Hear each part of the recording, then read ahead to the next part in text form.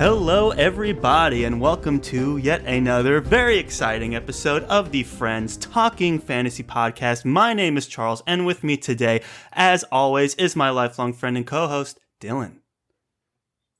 Ready to talk some fantasy with my friends, Charles. Yes, we say friends today because we have a very special announcement. We are joined by Robert V.S. Redick, author of Master Assassins and the Chathrand Voyage Quartet. And we are also joined by Blaze from Under the Radar Books, book blogger and Discord extraordinaire, because we are joining forces to do a read-along, everybody. Woo!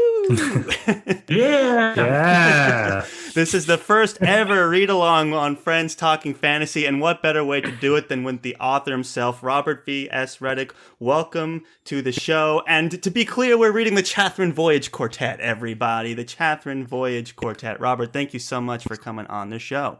Thank you so much for having me, Charles, Dylan, and Blaze.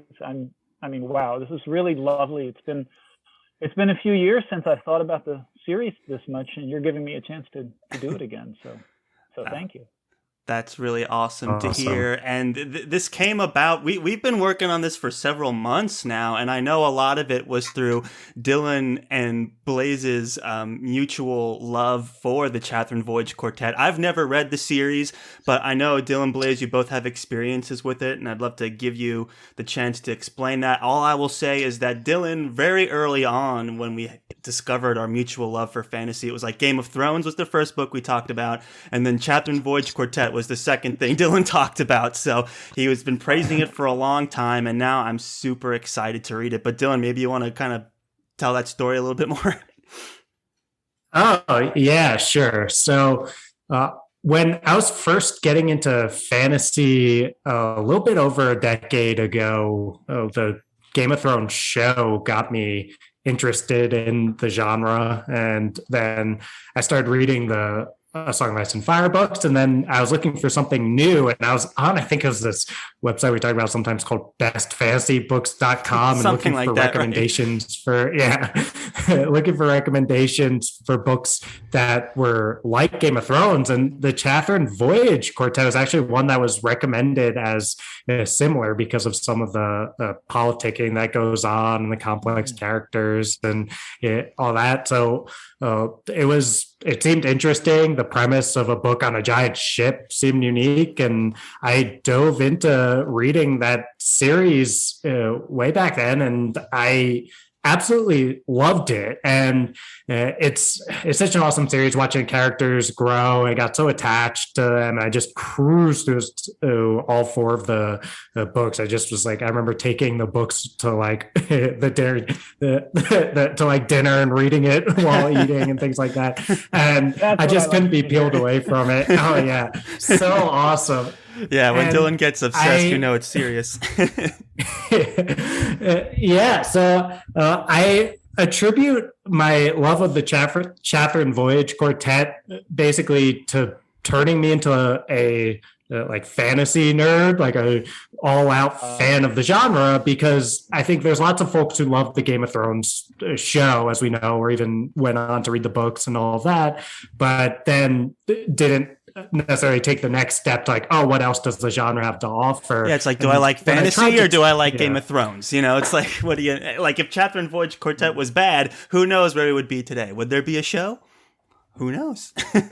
Probably not. So I always say it was that I love the Chathrand Voyage Quartet that made me say, oh, I think I'm a fan of fantasy overall, rather than just like, oh, I'm a huge Game of Thrones fan. So yeah, thank you, Robert. And it's so awesome to be doing this now. I feel like I'm going back to my roots.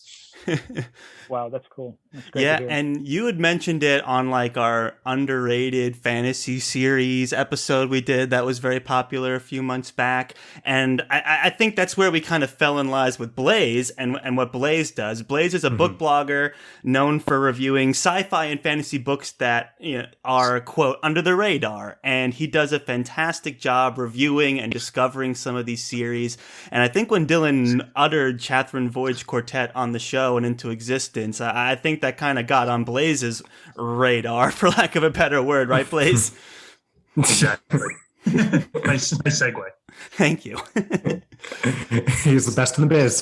So, Blaze, why don't you tell us more about your experience with the Chathrand Voyage Quartet and how you discovered it and why you think it's such a good candidate for our first read-along together? So, sure.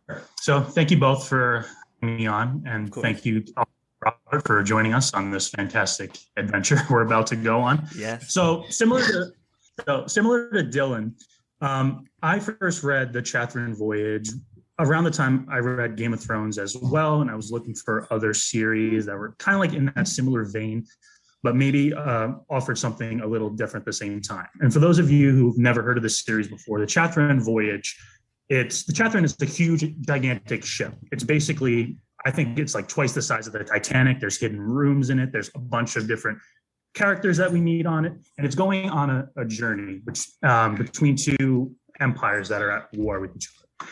And just the character interactions, the mysteries, the twists, the political scheming in the background, and all of that good stuff, it just really drew me into it. And the fact that each book in the series is a little different and slowly but surely progressively gets darker. Like the first book kind of reads a little bit more, kind of like a YA, but it has some dark moments as well. And then book 2 and 3 really jump-started it.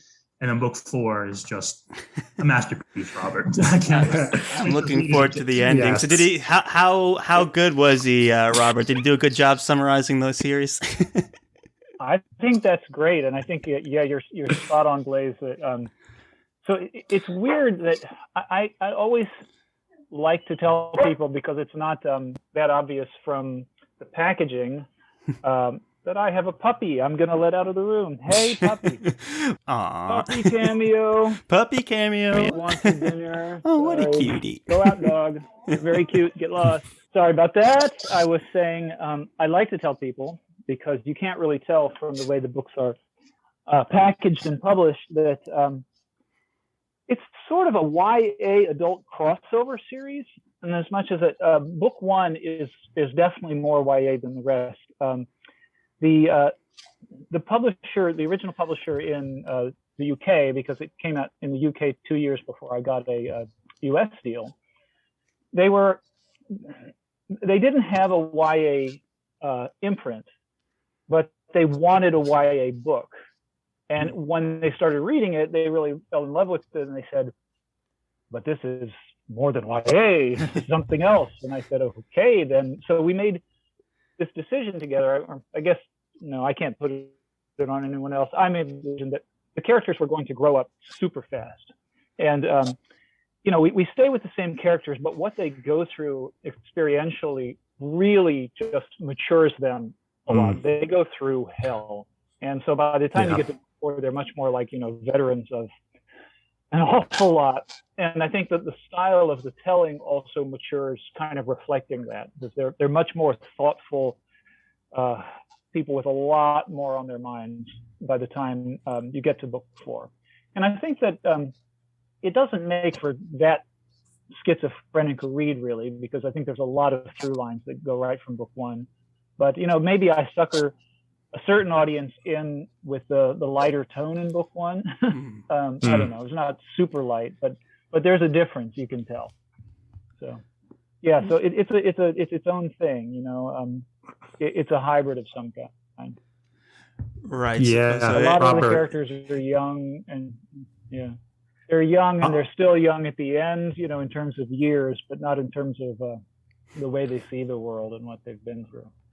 Yeah, I'll say that's one of the main things that stuck with me about the reading experience I loved about the Chathrand Voyage series, is that you get to see the way the characters really progress after everything that they've been through. And I remember just stepping back at one point when I was reading book 4 and just being like, wow. Like, these characters have changed so much and grown up so much, and just what they all go through together is a really amazing experience to read about. It's I think this is what I said on that underrated books episode too. Is like, I still can't really think of a series so quickly that has that level of character growth from the beginning to the end, especially in 4 books. I know there's some series that have like up to 14 books or whatever that can be hard to compete with. But still, that being said, incredible character progression, and that YA to more adult aspect of it really gives you the chance to drive that home. I think part of it is that they're really quite sure they're going to die for a lot of the time. That sort of focuses the mind, what do you want to do before you die? So. It starts out YA and grows up fast, I guess you could say. Yeah. So, yeah, we're super excited to be doing this read along, and there's so much to be said. But first, before we get too much deeper into what the Chathrand Voyage is and why you should be hyped to be joining us in the read along, I will just say that the way this is going to work is we're going to do episodes every month, starting with the first book in December, first Monday of every month, and we're going to read all 4 books, and throughout that, we're going to have Blaze's wonderful Discord where he's going to have each book separated by broken down by either chapters or segments of the books. We're still in development, but Blaze is going to do an awesome job separating those out, and we will all be there chatting away, talking about the books throughout the next, it's like a 5-month journey we're about to embark on. So super excited to be doing that, and we're going to kick it all off with a giveaway, which I'll get more into at the end, but Robert has been kind enough to sign multiple copies of the first book that we are going to hand out, and it's very exciting to be getting that journey started. So with that all said, we'll get more into the specifics towards the end of the episode. But Robert, just to tell us more about the Chathrand Voyage Quartet and the Red Wolf Conspiracy, specifically the first book. Something that Dylan has often mentioned to me when talking about this book is that the setting is very unique, and that and then Blaze had mentioned this as well. It all takes place on a giant ship. Is that right? Well, a lot of it does. Mm-hmm. And yeah, you're with the ship from page 1 pretty much to the end of book 4, with some shore leave, periodically. But yeah, so the Chathrand is a preposterously large 5-masted 600-year-old sailing ship. It is the last of its kind, last of a series of ships that were built in a history that's been lost, in a place that's been forgotten. The secret of the architecture, the naval architecture, has been lost, so no more can be built. And significantly, these ships were built to cross the ruling sea, which is the huge sundering sea, the ocean that separates the northern and southern hemispheres of the world of Alafros.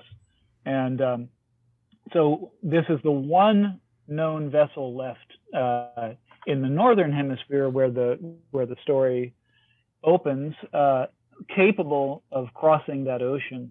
And it's priceless in all kinds of ways. It is the prized possession of the Chathrand trading family, which is a ancient family of immense wealth. It's very close to the emperor of the largest power in the northern hemisphere.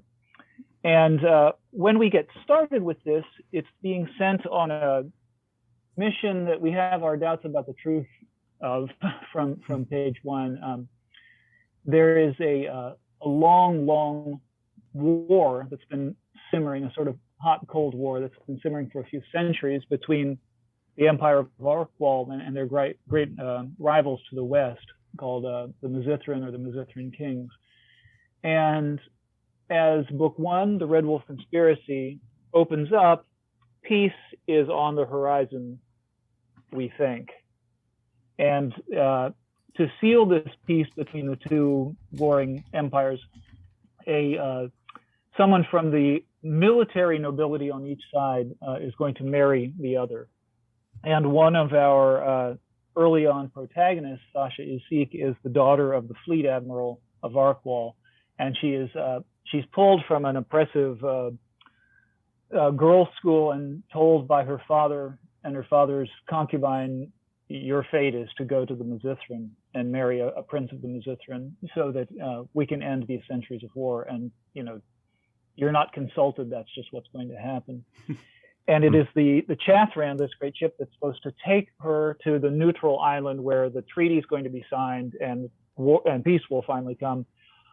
However, the Chathrand has not sailed far before we begin to find out that there's a lot more going on than meets the eye, and it may not be peace that Arkwall and Arkwall's spy guild has in all, but a new and utterly decisive escalation in the war.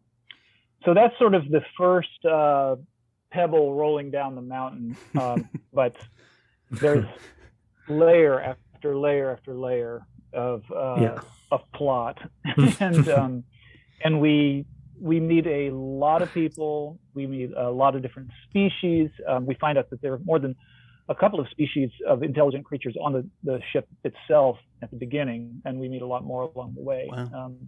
Alifrost, this world is populated by quite a lot of magical creatures and intelligent species, and they all have their own histories and languages and ends, and I had a really, really, really fun time dreaming Alifrost into existence, really for decades, because portions of it grew and evolved out of role playing.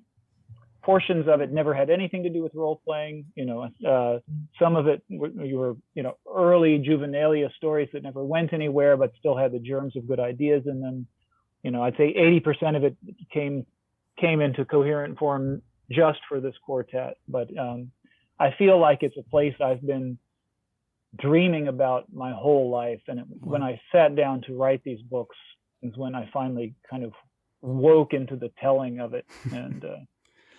And they won't leave me alone, those characters in those places. So I think eventually I'll be back. That's exciting to hear. So, Blaze, it sounds like there's a lot of really exciting. For me, what drew me from what Robert was just mentioning was the political intrigue, obviously, the characterization, the unique setting, which is you're on a ship for most of this. I'm wondering, from your perspective, who would you recommend this book for, and what are the reasons you would recommend this book to somebody if they started listing off some of their likes about fantasy? So great question. So the Chathrand Voyage, I would recommend to basically any lover of traditional YA fantasy, and also people who want to get into more epic and a little bit on the darker fantasy side. It quickly sets the tone of where the characters are, what their motivations are, where they came from. You also get flashbacks from certain viewpoints, and then it quickly grows from there. Robert, two of my favorite characters in this series is probably the main character, most people would say, is Pazel Pathcandle, and also the wily captain. I believe his name is Captain Milos, I believe his name is, but those are Milos. I tend to call him, Milos. Pronounce it right, Milos Rose, Captain Rose. Rose, Boy, he's a baddie.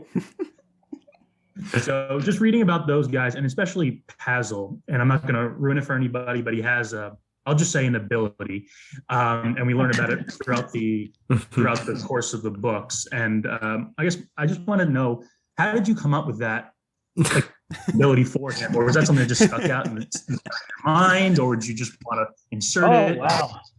Well, I guess you can tease somebody. It's not quite a spoiler unless they go looking to spoil it later. But I found out after the fact. It's a nice trivia point that when Barack Obama was asked what superpower he'd like to have, his answer was was the good part of Pazel's ability. Now Pazel's thing is a gift/curse. Because it's very, very much a gift until it starts going wrong, and then it's really nasty to have.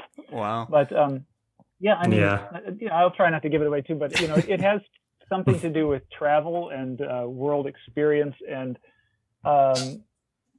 raised as I was in Iowa in a very small town that felt very small, very much like an island in a sea of corn. Something that would make me instantly more worldly and a better traveler was a dream that I could easily get behind. So I suppose it was something like that, like Obama. I thought that would be cool and save me a lot of work. But, I'm looking forward to getting it's hard into to sort of talk around the spoilers, isn't it?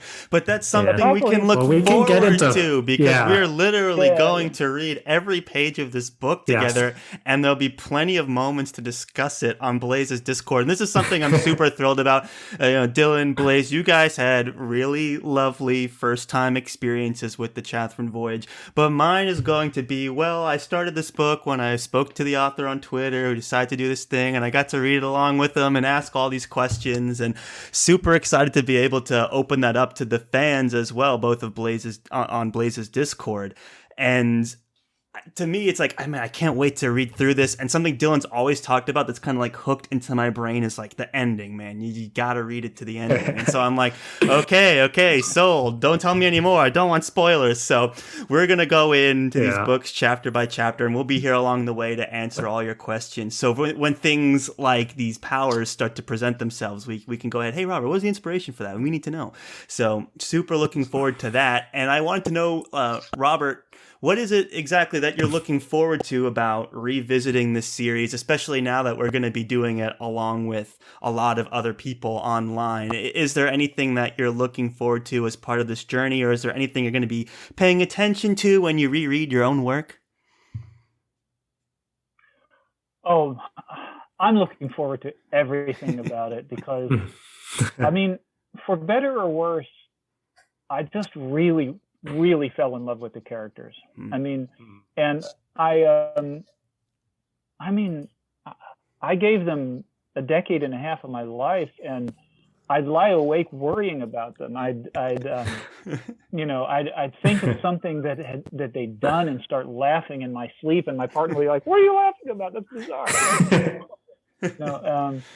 And so I really feel both joy and gratitude when I see other people getting into it, and it can be like, "Oh, that character made me so mad. Oh, how could you do this?" Right. And believe me, there will be some "how could you do this, Robert" moments along the way, because there will. Yeah. Right, Dylan. Yes. Definitely. My wife woke me up another moment. She was staying up reading book 2 at a certain point, and she was pretty much hitting me with a book like, no. Now we can all do that over the internet now, is just be like, "How could you do this to me, Robert? What were you thinking?" But and a lot of times, later on, she and other people, friends would say, "Yeah, you did have to do that, didn't you?" Yeah. And there would be times when I would too just be, just so upset or so, overjoyed or giggling or whatever. But I have to say, this may sound like I'm getting kind of woo-woo on you, but it didn't usually feel like I had a choice. It was more like dumping a huge pile of objects on the table, and only one of them was the real one. And all, I wasn't really choosing so much as searching for the one that would work. So, and sometimes that would just be alarming and scary. And you're talking about endings, and without spoiling anything, I'll say both the ending of book 2, which is halfway through, and the ending of book 4, which ends the series, they're kind of shockers. And the ending of the whole series is very polarizing. I've been told this was the most triumphant thing in the history of writing, and I've been told, actually, no one's ever said it was bad, but a couple of people have said this was really good, and I'm not sure I can ever bear to go through it again. But Blaze and I are going to bear to go through it again. It's been too long. I'm looking forward to just the real honor of sharing however people react, and I hope they react strongly and with their hearts, because that's how I wrote it. Yeah. It's going to be fun to go back. I haven't been free to, because as I work on the Fire Sacraments, my current series, which is very, very much for adults, totally different world, different characters, the big anti-war war novel or war story. those books, like any books in a series, you know, you want to write them fast enough for the fans to, you know, not lose interest or forget a book that came before. And so I just haven't had the freedom to, or haven't given myself the freedom to go back and look at these books, even though I am pretty much resolved now that there's going to be at least one more book. I mean, it isn't a continuation of the story per se, because this story really does end in book 4, but it does return to the characters, and you know, there's some unfinished business about their lives and new trouble that the world gets in. So that's also going to be a part of it. As I watch you all read and hear what you respond to, and you know, other readers, I think it's going to help set me up for the writing of the book that returns to this world and to these characters a couple of years from now. Wow, guys! I mean, come chance on. to impact the world. You're in Robert's ear now, everybody, through Blaze's Discord to provide feedback to Robert. That's very exciting. You know, Dylan and I have never like done a read along like this before, so we're just super, super thrilled. And I feel like the Chathrand Voyage Quartet has been this part of our friendship that we've discussed. I feel like I know enough about it to recommend it to other people. I've never even read the first page, so we've just kind of talked about it that much. So it's gonna be such a blast. And how many years has it been since the Red Wolf Conspiracy was originally published? Has it been like over 10 years? How many?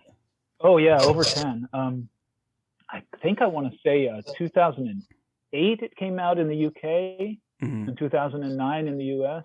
Okay. I'd have to go look that up. I'm not good at holding on to dates, but feels like a lifetime ago, man. Wow. It was a whole different world back then. So yeah, it was, and I started it, you know, 8 years before it came out. So wow. So how would you react to like the way it came up for Dylan and I on the show was talking about this underrated series about it, and then of course Blaze Under the Radar books. Can you shine more light onto? I know you said you had some stories about the release of this book, and I was wondering if there's anything you can tell the listeners on how now that it's coming to a new audience, maybe how its initial release you had some stories about that you could share with us. Oh well, yeah. I mean, there's so many different angles on it. I mean, first of all, I have to acknowledge I was super, super lucky. I mean, I have a lot of good writer friends who are extraordinarily beautiful writers who haven't been as lucky as I have. So if I start sounding like I'm complaining about anything, you know, please keep in mind that I never forget that at all. And, you know, this has been it's been a kind of a fascinating education for me about how things can work well or not so well. I mean, certainly my publishers believed, and we're very happy to encourage the world to believe, that this was going to be big, you know. I was the subject of a massive kind of let's whisper up a storm of excitement before Red Wolf came out. And, you know, among the things that they were saying is, you know, he's the next Philip Pullman, which I took with the biggest grain of salt imaginable. I was like, I don't think I am really. No, probably not. As flattering as that is, believe me. And then I remember the very first review that came out. The first line of it was the announcement of it in social media by the author of the review says, "Looks like we've found the next Patrick Rothfuss." And I'm like, no, probably. Wow. No, that sounds great. It's a lot of pressure. Maybe not. One thing, it's different, but you know, so there was immense expectation. And I think the biggest shock for a lot of readers was that nowhere, anywhere on the packaging can you discover a admission that it's a sort of a YA flavor at first. And, you know, it wasn't published saying, come read this YA book. but as I think I mentioned before, the first book does have a bit of a YA feel to it. And so that was kind of, the people that picked it up were not the ones who were looking for a YA read. Mm-hmm. And the vast, multitudes of YA readers probably weren't aware of it. So it was, a little bit, people were like, what exactly am I holding here? And I think that was a legitimate confusion. As I say, it's a hybrid really, because the storytelling and the characters themselves mature so quickly across the 4 books. They go through some unspeakable things, and they are called on to just become far less provincial, far less young, naive 16 and 17-year-olds, and take on more than anyone of any age should be asked to take on. So, so you don't have much of a sense that you're reading a YA series at all, I'd say, by the 4th book.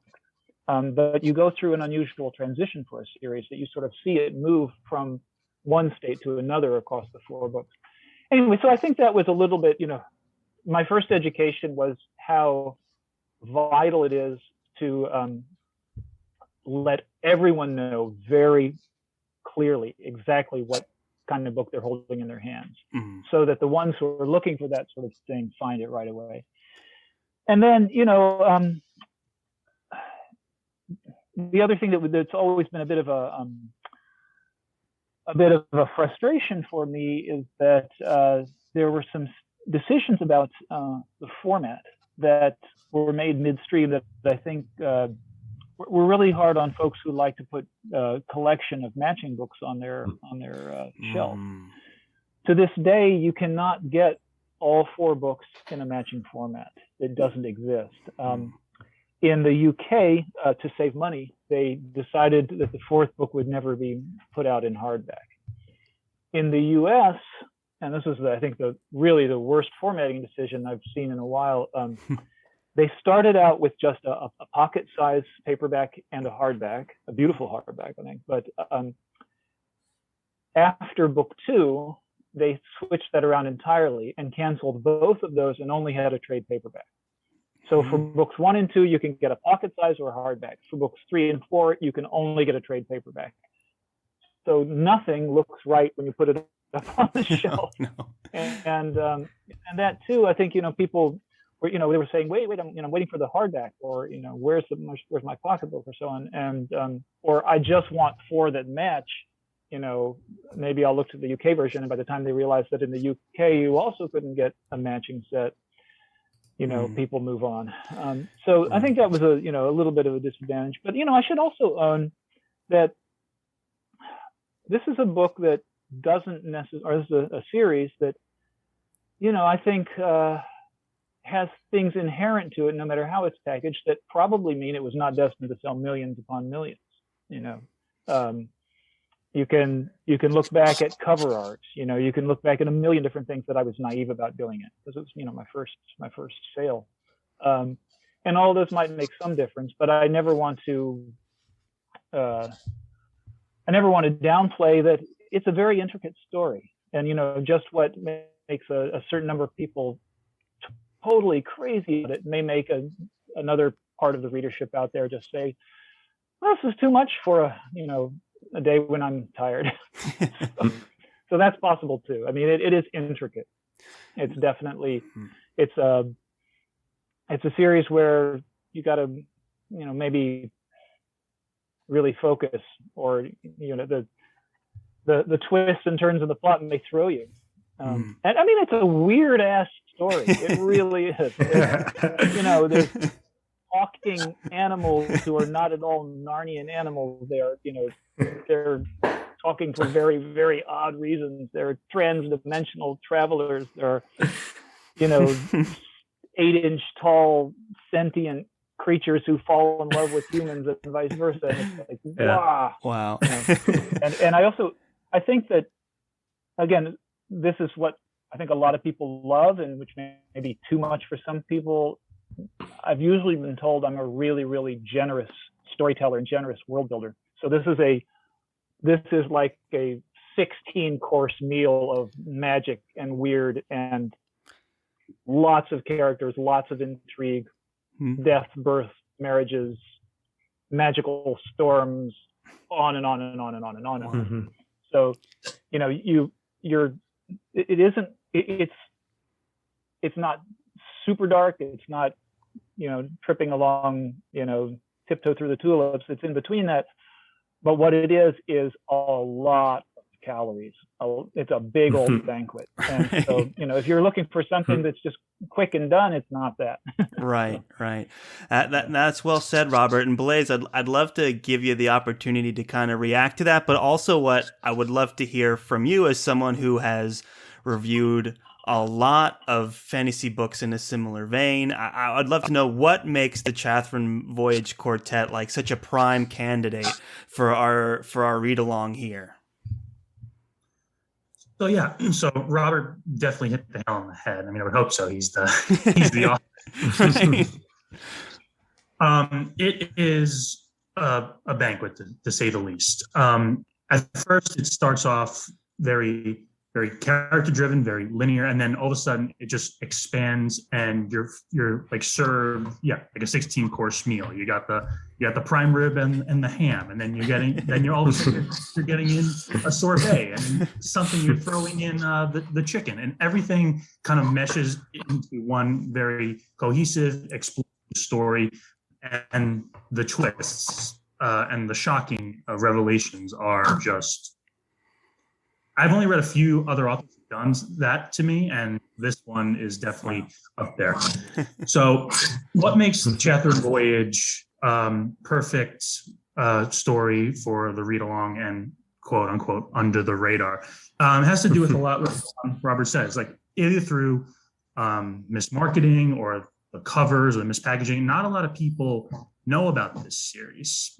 There's a lot of people who I follow and I talk to on Twitter and social media saying, "Oh, I have the first book, but I've never read it. I don't see a lot of people following it. That must mean, it's probably not that good." And I want to say, no, that's not the case. People don't know about it, but it's fantastic. And that's what I've always tried to do. I try to find series that not a lot of people know about, stuff that I love when I was growing up and reading. That's just as good, if not better, than a lot of the best-selling authors on the market today, and try to pump up and get other people to see it. So it has all the elements of a great fantasy story, character-driven world building, magic system, political intrigue, twists and turns, just anything you could ever want. And I'm very thankful to be able to be a part of this and doing it. And said. And Dylan, what do you think? Thank you, Blake. That was very wonderful, and you've got me even more excited than ever. And again, that ending keeps coming up. I can't wait to get there in 5 months. But Dylan, I know the book is been around for 10 plus years. What do you think our audience who's digesting it for the first time here in 2021, what do you think the things that they're going to be looking for are going to be enjoying the most about the series, as someone who's read it and knows our audience more than anyone? Yeah, sure. We've been talking about these aspects where it progresses toward getting more dark and some gritty elements and stuff like that. And I think we have a lot of grimdark readers and Abercrombie fans. It's a totally different tone. I wouldn't expect it to be like Joe Abercrombie, but I think they'll appreciate a lot of the way that Robert's willing to, I guess, not pull punches. And I mean, we've talked about how contentious and emotional the ending can be, and a lot of these twists and turns. There are things that I guess really subvert expectations in ways where a traditional story, you're like, oh yeah, it'll just go this way, and then Robert hits you way harder than what you were thinking was coming. And I absolutely love that. It's the same part of me that loves a lot of these grimdark books. So I think our audience will appreciate that. But where the tone is way different in the prose and style for sure. And one of the things that also makes it an interesting book to be getting to now are these high, and I know Blaze mentioned epic fantasy elements. I mean, we really get to go to a ton of different destinations. There's monsters, there's magic, there's wizardry and things like that a lot of modern fantasy has gotten so focused on the gritty and dark and low fantasy elements that I think it'll be nice to return back to something that came out a decade before and really embraces the high fantasy. So I think there'll be a lot to love for our listeners. One thing I absolutely knew was that if I was going to spend a decade plus on an epic fantasy series, I was not going to leave out monsters.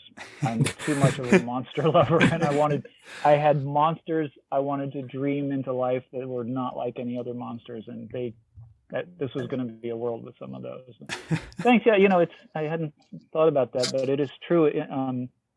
Grimdark does so many things really, really well, yet it comes with a certain burden sometimes, and that is. There's certainly exceptions, but I think a lot of times, you don't have some of those sort of real enchanting and beloved high fantasy elements, or at least ones that are, very dear to my heart, or they pass by very quickly as we return to the horrid truth about human nature, that kind of thing. We love a good exploration on human nature for sure. But I agree, Dylan, it's an interesting point. We have seen a lot of like new releases this year start to, because it's funny because you have all these grimdark books that came as kind of trying to find a new voice against things like Tolkien and Lord of the Rings and even Wheel of Time and stuff like that. And I feel like now it's like coming around full circle where now we're trying to embrace more of those high fantasy creatures, magic, fun elements of fantasy, trying to bring those back in after a decade of reading all of these, very, like you said, like low fantasy, gritty, introspective works. So I think I'm looking forward to that, and I'm looking forward to this different setting. And I think people are really going to be interested in all the politics you guys are discussing and just the amount you can to keep this banquet theme going, sink your teeth into. I really do think that that's something that if we're going to embark on a 5-month-long read along and we get into these mini discussions and throughout the books, and people are looking for something that has a lot more to offer, and I'm thinking this is just the perfect series to use as a way to get into that with everyone and start this little community and getting this book, getting people talking about this book and being at the front of that. The timing of everything just seems to be really good from that perspective, so I'm really looking forward to it. Exactly. I'm just so honored that you all chose me. I really am. Thank you for that. And, you're getting me excited. I thought of one other thing I really feel like I should say, at the risk of tooting my horn a little bit.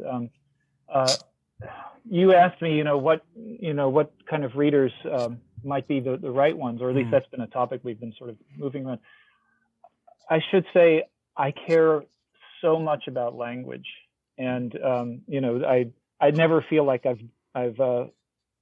written to 100% of my ability, but I certainly part of the reason I spent so long on each of these is I wanted the language to hold up really, really well over time. And I think that if you care about really good prose, you won't be disappointed in these books. Again, it may not sound very modest, but it's certainly something that was at the front of my agenda every single day that I wrote. So. Yeah, there's a reason you're getting the raw fist comparisons, even if the sales didn't hold up exactly that way. The prose is great. Prose are there, and the characters are there as well. Very high praise indeed.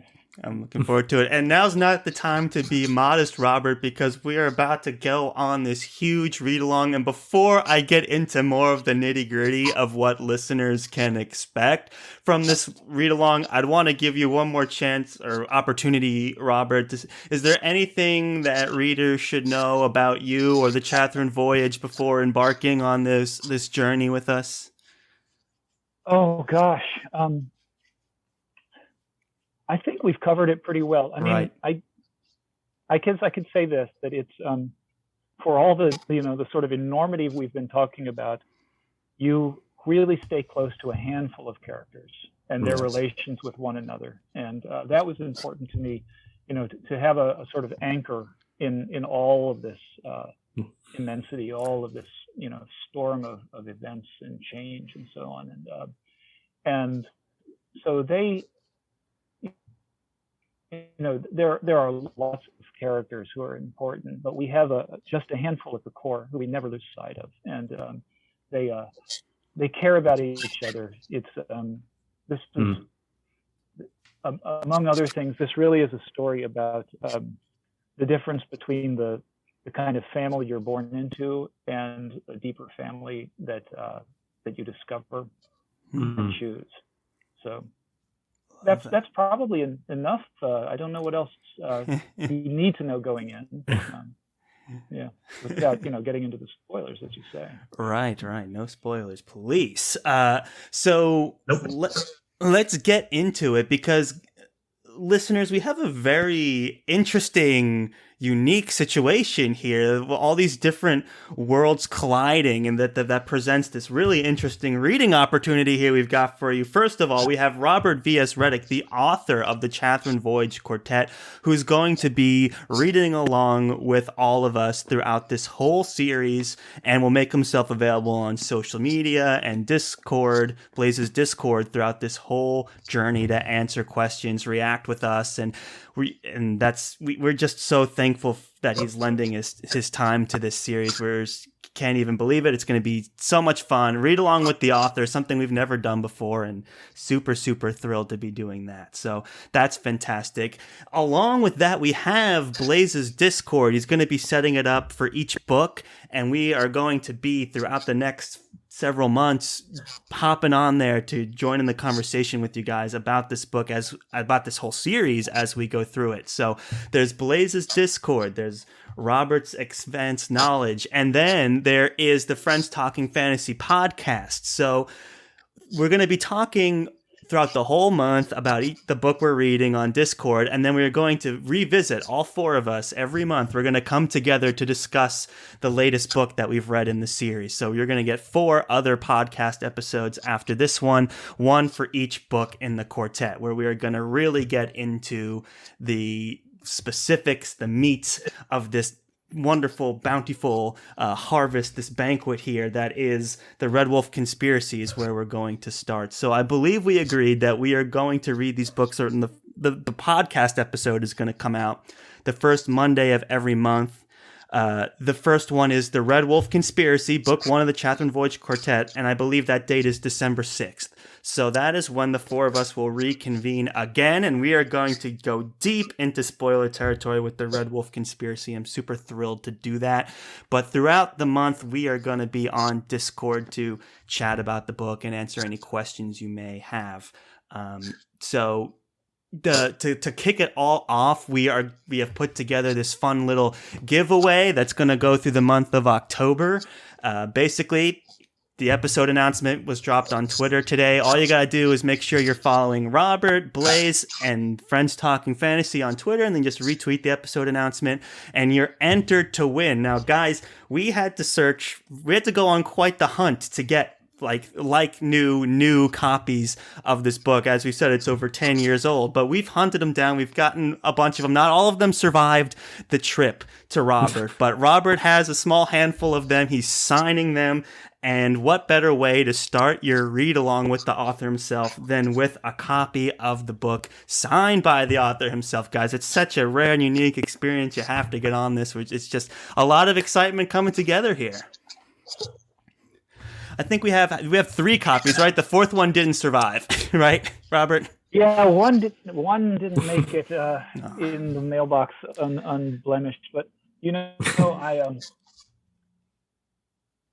I have a little hoard in the attic, which I'm really overdue to go sleuthing out. And if we're really lucky, I might have a couple more up there. Wow. So I'm going to do my best to put my hands on a couple more. From the collection from Robert himself. I mean, that is really exciting. I'm telling you guys, these are hard to find. The audiobook and the digital book are readily available everywhere. And I know I'm looking forward. We were talking about before we turned the episode on how much we were looking forward to the audiobook version of the Red Wolf Conspiracy. So those are all readily available, but the physical copies, guys, we had to hunt down. So we've all got our copies and we're super excited to get into it. So Blaze, is there anything else people should know about how to join the Discord and how the Discord's going to work? Yes. So we're going to be doing this on my Discord. You can find my Discord information on my profile. With the release of this episode, I'm going to again share that information. It will be my pinned profile on my pinned tweet throughout the course of this read along. So you can more than welcome to join, and I hope everyone does. It'll be divided by books, and then probably like chapters 1 through 10. We're only going to be talking about those sections, and then going forward until the completion of the book. So, and one more thing I would like to add: whenever you complete book 1, make sure you have book 2 available. It's not a cliffhanger, but the ending is the ending is kind of abrupt. I always thought of it, and Dylan, you correct me if I'm wrong, that reading books 1 and 2, it's kind of like reading two halves, because it goes right into book 2 and then it takes off from there. So just a little note to drop, but yeah, you might want to do that. I think that's pretty much true for all of them, to be honest. Pretty much, it's like one big novel that wouldn't, that needed 4 books to get it published. So yeah, they don't really stand alone. I mean, you can, but it's one story, way more than the one I'm writing now. It's one story, one big story. Yeah, I remember at one point I was cruising through, I forget between which books it was, but I had this the experience of needing to get to the next one right away after each one. I was cruising through one of them so quick that I realized, oh no, I'm going to finish it. I haven't even ordered the next one yet. And I don't think I was even reading on Kindle or anything at the time. So I was like, I need the physical copy. And I remember having to wait a full day without being able to read the Chathrand Voyage Quartet. And it was like torture being in between books. So I definitely agree with Blaze. You'll have the second one ready. That is well said. And I know I have my copies at hand, but we're going to give you some time. It's only it's early October right now, so give you some time to win yourself a copy of Red Wolf Conspiracy, so that when November we'll start the read along, we'll be all on the Blazes Discord chatting away, and then we will all reconvene in early December to discuss the Red Wolf Conspiracy and all of its glory. Super looking forward to that. And until then, guys, you're only a few follows and a retweet away from winning one of these books, so we'll give you the opportunity to do that. Again, Robert, Blaze, thank you both so much for your time and commitment to this. We're super excited to be working together. I think this is such a really fascinating experience we're about to go through. It's something that I've never done before. This whole podcast, blog, author intersection, and I think we're on the precipice of something really cool. So I'm looking forward to kicking that off. So I'll just give everyone a chance. One thing I should mention, oh, sorry. Yeah, I just, it occurred to me, something else that would be great for readers to know is that being my first series and all that, no treatment was too good for it. So I loaded up my website with goodies, including a pronunciation guide and a really handy cross profile of the ship, so you can see what's on the different decks. And then, the 2 professional maps that were made for the series are there. Also, you want to be a little careful because you can get into spoiler territory right on the website if you're not too careful. But if you just go there looking for some of the the nice visual things and maybe the pronunciation guide, and there's some some extras there that are just fun along the way. I haven't even gone and looked at it for a few years. I should go refresh my memory too. But there's this. I made a sound collage. God, this is so geeky. I mean, I sat We love down for like it. 2 solid days just pulling sound from anywhere I could and mixing to just sort of make an impressionistic, like there's no plot, nothing, but it's like a 10-minute walkthrough of the sounds I imagine you would hear on the Chathrand on the ship. And you can listen to that on there and everything. So that's awesome. Yeah, you know, a series is expansive when the author's getting reminded of stuff that he did back in the day for the series as well. So definitely check it out. We're gonna put a link to Robert's website in the description of the episode, but it is robertvsredick.com, so that's a pretty easy URL to remember. So definitely go check that out. And there's a bunch of really cool stuff as Robert mentioned on there, including his other works. You know, you just had a book come out over the summer, so definitely Sidewinders. So if you like what you're reading here, maybe grab the whole collection, right? Because why not? It's just empty your bank account. Come on. Exactly. Get copies, multiple copies even. You need your work copy, your home copy, your travel copy, your collector's copy. You know, you need all of it. So check out all of other Robert's work. You will not be disappointed. And check out Blaze Under the Radar Books. He's got a fantastic blog unearthing gems like these on a regular basis. Like some of the books you bring up, I'm like, I thought I was like one of the only people that read that. So I'm super impressed by Blaze's work all the time. It's an absolute privilege to be working with him now and bringing our communities together. To us, it's like such a huge honor. So Blaze, thank you so much for agreeing to be a part of this and lending your time and expertise to the Discord. We really appreciate it. Well, thank you so much. I appreciate you guys as well. It's a real honor to be on this podcast and to do this read along with everyone. Well said. Dylan, is there anything else we need to say before we part until December, I guess? Wow. I just want to express my gratitude too and my excitement. It's going to be an awesome voyage with y'all. Well said. Well, guys, this is an official announcement. Adjust your TBRs accordingly. Get yourself a copy of The Red Wolf Conspiracy. Now's the time to kind of be getting those books in your collection, reorganizing the TBR so that we can all start reading in November. It's coming around, just around the corner. So we're looking forward to doing this read along with everybody. Thank you all so much for listening. But before we turn it down for good, Robert, I'll give you one last moment here. Is there anything else you'd like to mention about your work or the series before we wrap things up today? I'll give you the last word. They won't leave me alone. Did I say that already? They're still with me, these characters, and I think that's the sign that you know, it was the work I was put on this world to do. You know, the amount of lost sleep I have had and continue to have just thinking about these characters, they're still alive in me. So I guess I set out to do what I wanted to do, and that feels good.